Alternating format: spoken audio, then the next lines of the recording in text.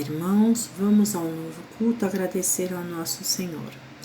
Em Salmos 37,5, entrega o teu caminho ao Senhor, confie nele e ele o fará.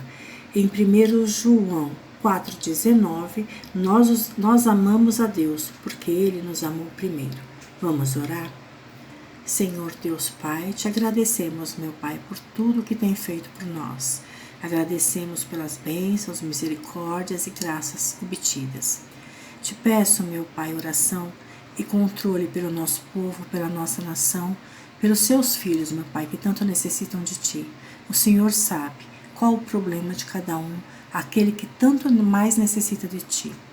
Peço pelos nossos idosos, crianças, os que estão desempregados, os que estão passando por dificuldades, os enfermos, todos aqueles que estão sofrendo, meu Pai, que necessitam muito, muito da sua misericórdia nesse momento.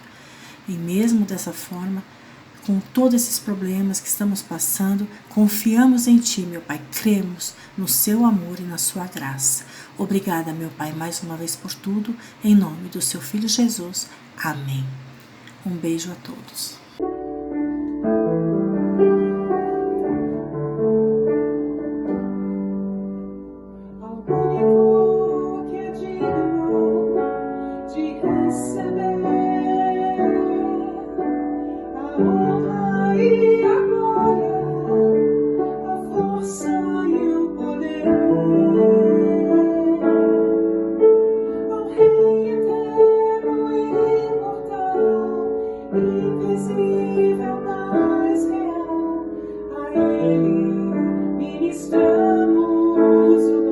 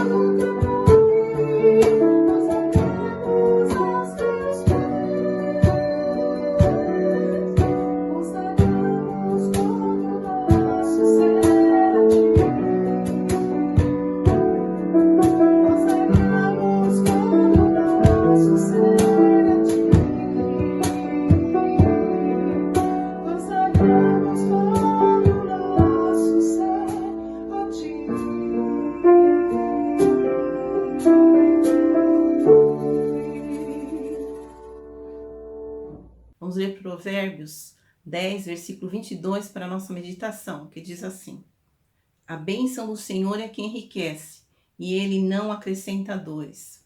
Irmãos, o Senhor tem nos abençoado com bênçãos materiais, mas a melhor bênção que nós podemos ter do Senhor é termos conhecido o Senhor, termos recebido dele a salvação em Cristo Jesus, o perdão dos nossos pecados, a certeza da vida eterna. Essas bênçãos, sim, não acrescentam dores, só alegria, porque Jesus, ele nos satisfaz a cada dia, a cada amanhecer. Amém? Vamos estar agradecendo a Deus? Senhor Deus e Pai, nós somos gratos a Ti, Pai querido, por mais um dia de vida. Te agradecemos pelo Teu cuidado diário, Te agradecemos, Senhor, pela tua proteção, pela provisão que o Senhor tem nos dado. Queremos te agradecer todas as bênçãos que o Senhor tem nos concedido, a salvação em Cristo Jesus, o perdão dos nossos pecados, a certeza da vida eterna. Ó Deus, muito obrigado por estas bênçãos e também já te agradecemos pelas bênçãos que o Senhor pretende nos dar. Pai querido, neste momento nós queremos colocar a Igreja Batista Moriá na tua santa presença, que o Senhor continue abençoando grandemente cada um dos teus servos, ó Deus, visitando os teus servos que se encontram enfermos, ó Deus, derramando a tua cura, Pai querido. Abençoa também a tua igreja que se prepara para a volta, para termos os cultos presencial. Senhor, que tudo seja feito de acordo com a tua vontade, Pai querido. Pai amado, nós ainda colocamos o nosso país na tua santa presença, para que o Senhor esteja abençoando, derramando cura física, cura espiritual, visitando ainda os enfermos que se acham internados, ó Deus, que o Senhor esteja levando cura, Pai querido, socorrendo também os necessitados, colocando pessoas, ó Deus, para estar, ó Deus, dando alívio, Senhor. Pai querido, somos gratos a Ti, ó Deus, por tudo quanto o Senhor tem nos abençoado. Muito obrigado. E oramos em nome de Jesus, pedindo perdão pelos nossos pecados. Amém.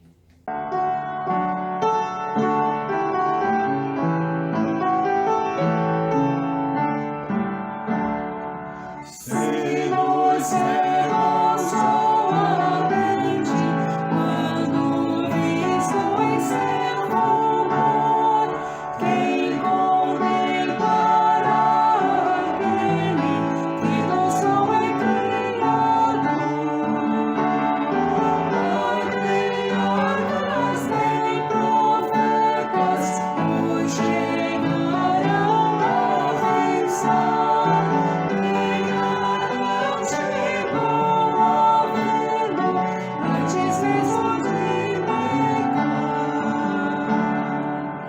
Nos proclamamos ao Hebreus, quem te pode contemplar? Nossos olhos, nós humanos, não te podem nem parar. Fogo em cima da tua santa, satisfazente mocidade, são figuras só da glória do Senhor eterno Pai. Para termos nós com Ele franca e doce comunhão, Cristo Filho fez em carne, fez em nossa redenção. Para que na glória eterna nós iremos sem véu. Cristo padeceu a morte, nova entrada no céu. Olá, irmãos, tudo bem? Este é mais um culto de reflexão e oração da nossa igreja. Hoje nós vamos assistir a uma reprise do culto do dia 24 de janeiro de 2021. Este culto de celebração teve a palavra do pastor Geazi sobre a necessidade de sermos um. Agora que nós vamos voltar aos nossos cultos presenciais, este é exatamente o tipo de palavra que nós precisamos ouvir. Então vamos ouvir atentamente a palavra do nosso querido pastor Geazi sobre a necessidade de sermos um. Olá, meus queridos irmãos da queridíssima Igreja Batista Moriá, de São Paulo. Prazer imenso estar aqui mais uma vez participando do culto com os irmãos por meio da reflexão bíblica. Prazer imenso para mim, me sinto muito honrado. É evidente que eu não poderia dizer não. Eu agradeço muito ao pastor Elias, ao querido pastor Elias, pelo convite. e a Irene, portadora do convite. Muito obrigado por esse privilégio que vocês me dão. A Igreja Moriá está em nossos corações, nós amamos a Igreja Moriá, amamos os irmãos, nos sentimos como se ainda fizéssemos parte, né? É como se o vínculo emocional de fato não foi rompido. A gente se sente parte, e sempre que eu vejo alguma notícia, alguma postagem relativa a Moriá, mesmo que às vezes eu não reaja, né, com uma curtida, alguma coisa assim, mas eu sempre vejo, porque é como se a gente ainda fizesse parte. Então, obrigado, Deus abençoe vocês, e um privilégio muito grande estar aqui mais uma vez com vocês através da reflexão bíblica. Bem, hoje eu quero refletir com vocês sobre as barreiras que Deus, por meio de Jesus, quebra entre nós. Eu coloquei o título O Deus que Quebra Barreiras. E a gente vai refletir nisso com base no texto, no Evangelho segundo Mateus. Mateus capítulo 1, versículos 3, 4, 5 e 6. Mateus 1, de 3 a 6. Ok? Eu vou ler. Judá gerou Pérez e Zerá, de Tamar. Pérez gerou Esrom. Esrom gerou Arão. Arão gerou Aminadab. Aminadab gerou Naasson. Naasson gerou Salmão. Salmão gerou Boaz, de Raabe. Boaz gerou Obed, de Ruth. Obed gerou Jessé, que gerou o rei Davi. O rei Davi gerou Salomão, daquela que foi mulher de Urias. Bem, o cristianismo, ele nasceu num mundo hostil. Essa hostilidade ela tinha a ver com o contexto social, religioso e espiritual. Quando eu faço a separação entre o contexto religioso e espiritual, é porque nem sempre o que tem um conceito religioso é necessariamente espiritual, nem sempre. E quando eu falo do contexto religioso, eu me refiro às regras da instituição religiosa que nem sempre são espirituais. E quando eu falo que havia hostilidade no mundo também espiritual, eu me refiro na maneira de se relacionar, das pessoas se relacionarem com Deus com base nas regras e igualmente na forma prática de suas relações uns com os outros, né? Por conta da religião e por conta de um suposto conceito de espiritualidade, as pessoas, inclusive, morriam, né? Havia pessoas que eram mortas. Então era um mundo hostil. E quando eu penso também na hostilidade, onde o cristianismo nasceu, eu sou levado a pensar no impacto que isso trouxe sobre as pessoas. Porque há um impacto nas pessoas, há um impacto na gente. O mundo hostil, uma sociedade hostil, um contexto hostil, ele provoca sofrimentos, dores e sofrimentos emocionais. Por exemplo, hoje, no contexto da igreja, eu conheço muitas pessoas marcadas emocionalmente, profundamente, de forma negativa, por conta do seu contexto religioso de igrejas locais. A hostilidade, ela cria barreiras entre as pessoas de Deus e entre elas em sua relação com o mundo, com as pessoas. Entretanto, o cristianismo veio como resposta de Deus para o mundo, para a humanidade. Tudo o que o pecado destruiu, Cristo se propõe a refazer. Quando o pecado torna a pessoa doente na alma, Cristo propõe a cura. Onde o pecado causa sofrimento e dor, Cristo propõe alegria e paz. E quando o pecado causa morte, a morte emocional, a morte da alma, a morte dos sentimentos, no estímulo, na motivação para a vida, aí Jesus vem e oferece vida. A Bíblia diz que Jesus veio para desfazer as obras do diabo, para desfazer as obras do mundo. É nesse contexto que a gente acabou de ler, esse texto, o contexto desse texto, ele é interessante, porque ele mostra que Jesus realmente veio para desfazer essas barreiras que nos impedem de viver plenamente. Esse texto, como ele fala de genealogia, normalmente a gente, quando lê a genealogia, não presta atenção nos detalhes. Às vezes sequer lê as genealogias. Às vezes a gente está lendo antigamente, né, quando eu li a Bíblia, principalmente no livro de Gênesis, né, e quando era parte da genealogia, eu pulava. Né? Normalmente a gente é assim, parece que não há muito o que aprender com as genealogias. Mas essa passagem nos ensina muitas coisas. E uma dessas coisas é que Deus, em Cristo, quebra barreiras no mundo hostil, quebra barreiras em contextos hostis. As hostilidades, as barreiras, a hostilidade que às vezes existe entre nós e os outros, por conta dessas barreiras, são quebradas em Cristo.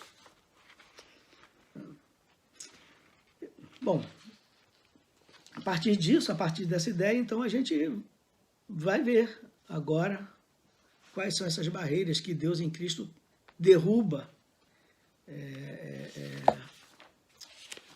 e que nos dá capacidade, nos dá condições de viver de uma forma mais plena a vida do Evangelho e viver uns com os outros. Bem, a primeira dessas barreiras que o texto revela é a barreira da separação entre judeus e gentios, judeus e não judeus. Por muito tempo, os judeus se consideravam a menina dos olhos de Deus. Eles consideravam o povo que Deus mais amava, o povo exclusivo de Deus, e os outros excluídos. Eles se consideravam exclusivos e os outros excluídos. Esse sentimento era tão forte que no templo havia um muro que separava o lugar dos gentios, dos que não eram judeus, de adorar, do pátio onde os judeus adoravam. Então, havia o pátio dos gentios e o pátio dos judeus. E esse pátio era separado por um muro, que Paulo chama na carta aos Efésios de muro da separação. E, inclusive, havia inscrições nesse muro ameaçando de morte algum judeu, não judeu, que fosse para o lado judeu adorar. Então, é estranho pensar que, no contexto do culto, um grupo adorava ameaçando e outro grupo adorava se sentindo ameaçado. Mas era assim que funcionava. Mas esse texto da genealogia de Jesus é surpreendente, porque Mateus, ele fala de duas mulheres estrangeiras entre os ancestrais de Jesus. Ruth, que era moabita, e Raabe, que era cananita, de Canaã. Mesmo que o texto revela, então, que mesmo que os judeus rejeitavam as outras nações, uma vez que no sangue, na veia de Jesus corria sangue também não judeu, ele revela que Jesus veio para todos os povos, o que é uma característica do Evangelho de Mateus. O propósito do Evangelho de Mateus é mostrar que Jesus era o Messias, mostrar para os judeus que Jesus era o Messias prometido.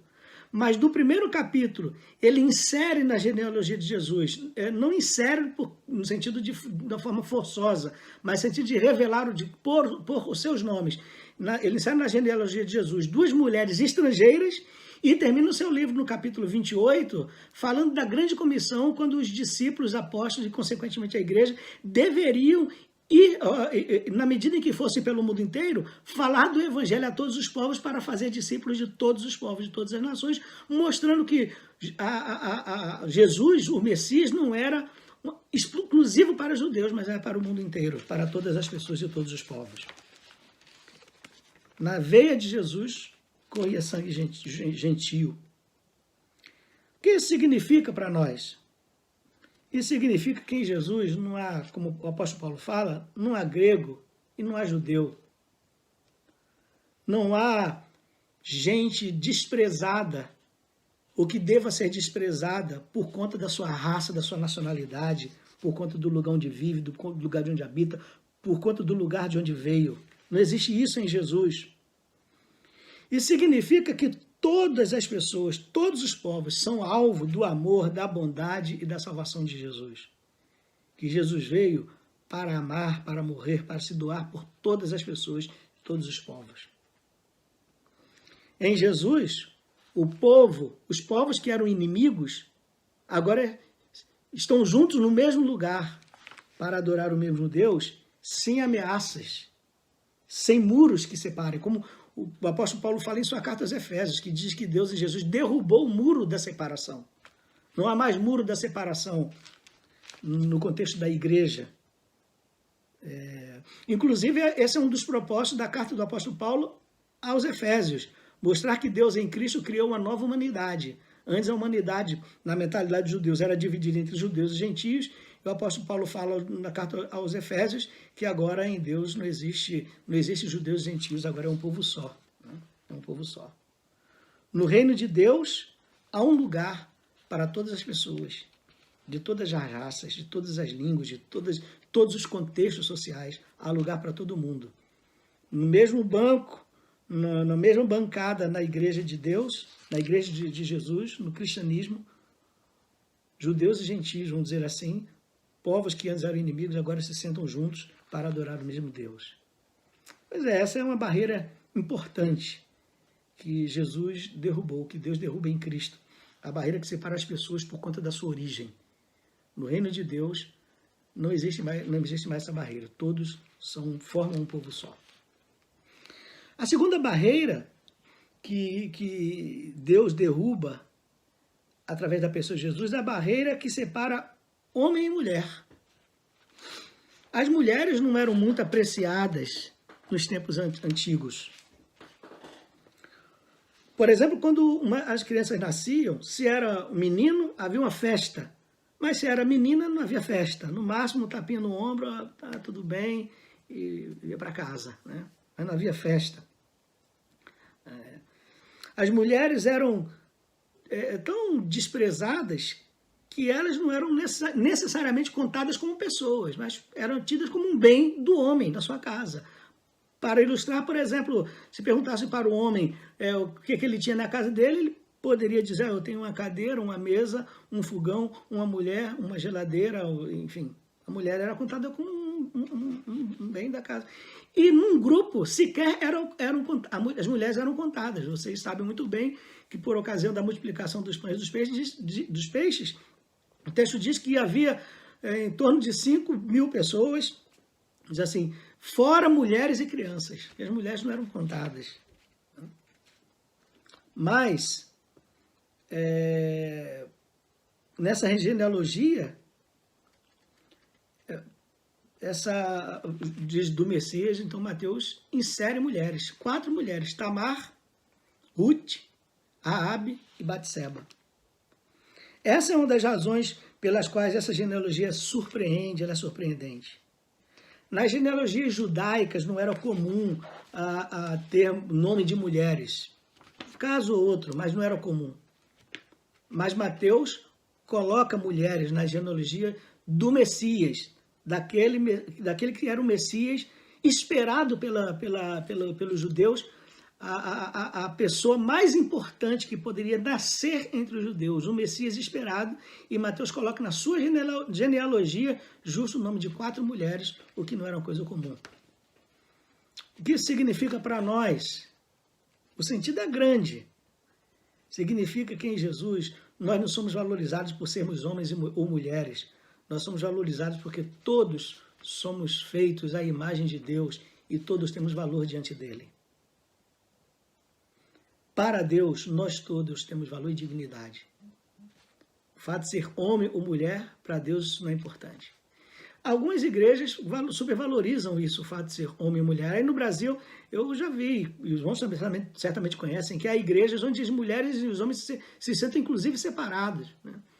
As mulheres não assumem púlpito, não pregam, não dão uma palavra para a igreja, não ensinam, né, porque são mulheres. Aqui na França também tem isso. Tem uma igreja aqui numa cidade que um amigo meu brasileiro, ele e sua família, eles haviam sido missionários no Senegal por muito tempo. Ele veio para a França, passou um tempo aqui, e aí foi convidado para pastorear uma igreja. E essa igreja, quando ele foi lá conversar com os irmãos, a igreja impôs uma condição para que ela o convidasse.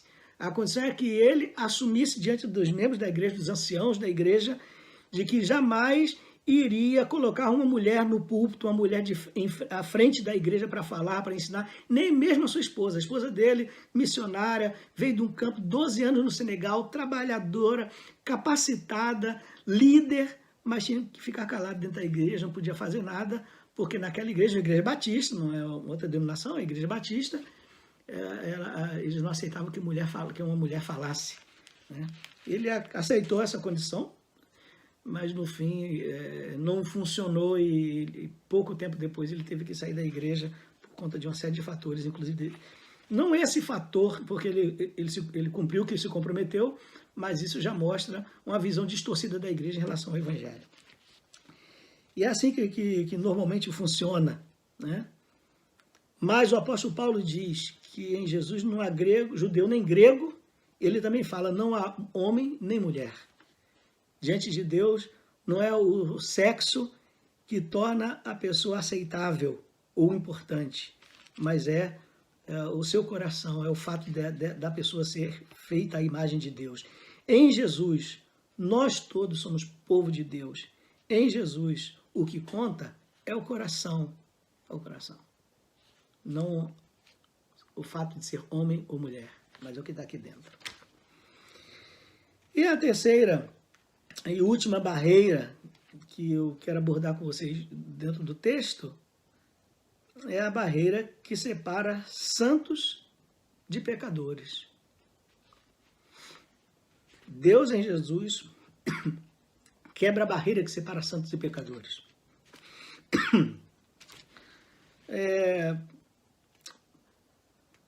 Pelo fato de Mateus ter decidido colocar nome de homens e mulheres na genealogia de Jesus, já que ele fez isso, não era comum, mas já que ele fez isso, a gente iria esperar que ele fosse colocar nome de mulheres grandes na história do povo de Israel, como Sara, por exemplo, como Raquel, ou como Esther, que eram realmente mulheres importantes na história judaica. Mas, estranhamente, além de colocar o nome de mulheres estrangeiras, ele coloca nome de mulheres de baixa reputação moral. Tamar se prostituiu. Raabe era prostituta, de profissão. E a mulher de Urias, que o texto nem fala o nome dela, talvez porque ela foi a pessoa com quem o rei Davi, que foi o rei mais importante de Israel, adulterou, e de quem nasceu Salomão, o Mateus diz assim, daquela que foi mulher de Urias, sequer cita o nome dela, mas nós sabemos que foi Batseba. Então, uma se prostituiu por uma situação específica, a outra era prostituta de profissão, e a outra uma mulher adúltera. Adulterou com Davi. Isso, além de ser surpreendente, no meu ponto de vista, é extraordinário, do ponto de vista teológico. Porque isso nos revela que em Jesus não existe separação entre santos e pecadores. Para Deus, nós somos todos, absolutamente todos, moralmente iguais. Entre os ancestrais de Jesus, entre os descendentes de Jesus, se encontraram mulheres de baixa reputação moral. O apóstolo Paulo, na sua carta aos Efésios, diz que, falando dos judeus e gentios, ele diz assim, olha, Deus colocou todos debaixo do pecado para usar de misericórdia com todos. Os judeus se sentiam superior espiritualmente, comparando com os não gentios. Paulo fala assim, esse conceito está errado. Deus colocou todo mundo embaixo do pecado para usar de misericórdia com todos. Todos são iguais. Isso nos ensina ao menos duas coisas importantes do meu ponto de vista. A primeira é que no reino de Deus, ninguém é excluído. O reino de Deus é aberto a todas as pessoas. O maior dos santos e o maior dos pecadores tem lugar na presença de Jesus. O maior dos santos e o maior dos pecadores tem lugar na igreja. O maior dos santos e o maior dos pecadores tem lugar no coração de Jesus do ponto de vista do amor, do ponto de vista da sua bondade, da sua entrega. Ele morreu por todos. Da mesma forma que na genealogia de Jesus tinha grandes homens, grandes nomes, também tinha mulheres de baixa reputação moral. No reino de Deus tem lugar para todos. E a segunda coisa importante, considerando essa ideia, é que no reino de Deus ninguém pode se considerar superior espiritualmente ao outro. Nós todos somos carentes e dependentes da graça e da bondade de Deus e da bondade de Jesus. Não existem barreiras que separem santos e pecadores. A barreira que separava santos e pecadores sumiu, desapareceu na pessoa de Jesus. Os judeus se consideravam santos e consideravam os gentios pecadores. Mas em Jesus, todos, absolutamente todos, são iguais. É duro, você pode dizer assim, quando a gente vê na igreja pessoas que se consideram espiritualmente superiores às outras. Por conta do conhecimento teológico, talvez, por conta do tempo de igreja, por conta uma postura legalista mesmo, né? Por conta da sua origem, não sei. Mas há pessoas que se consideram superiores espiritualmente em relação às outras. Há pessoas que acham que são mais aceitáveis diante de Deus, né? O judeu agradecia a Deus todas as manhãs. Uma das razões é porque não era escravo, porque não era mulher. O judeu homem, né? Todo dia agradecia a Deus. Primeiro porque não era escravo, porque não era mulher e porque não era gentil, porque ele era judeu. Como se fosse superior espiritualmente. Mas em Jesus, a barreira que separava santos e pecadores foi destruída. Nós somos todos pecadores. O apóstolo Paulo diz: eu sou um homem miserável, miserável homem que sou. Quem me livrará do corpo dessa morte? Ele continua: porque com entendimento eu sigo a lei de Cristo, mas com a carne eu sigo a lei do pecado. Todos deveríamos fazer essa oração. Miserável homem que sou, quem me livrará do corpo dessa morte? São essas as barreiras que, pelo menos eu vejo no texto, que Deus em Jesus derruba, destrói. A barreira que separa judeu de gentil, ou seja, raças superiores de raças inferiores. Não existe isso. Para Deus, todos os povos, diante de Deus, todos os povos têm lugar através da pessoa de Jesus. Porque entre os ancestrais de Jesus havia gente estrangeira. A barreira que separa homem e mulher, em Jesus somos todos iguais do ponto de vista também do nosso sexo, né? O que Deus importa é o coração, não é se é homem ou mulher, isso é o que importa para Ele. E a barreira que separa santos e pecadores, diante de Deus todos somos pecadores e carentes da sua misericórdia. Então Jesus veio, meus irmãos, para quebrar as barreiras que nós mesmos levantamos e que nos separam uns dos outros. Se nós queremos ser uma igreja que glorifica a Deus, que tem algo a dizer ao mundo, que cause um impacto positivo no mundo, nós devemos igualmente quebrar essas barreiras.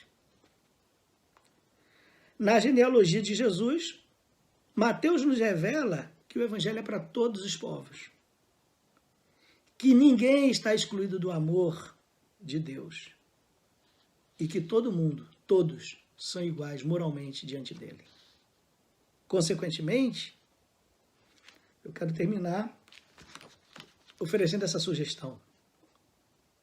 Meus queridos irmãos da querida Igreja Batista Moriá, quebremos estas barreiras, as barreiras que nos separam uns dos outros.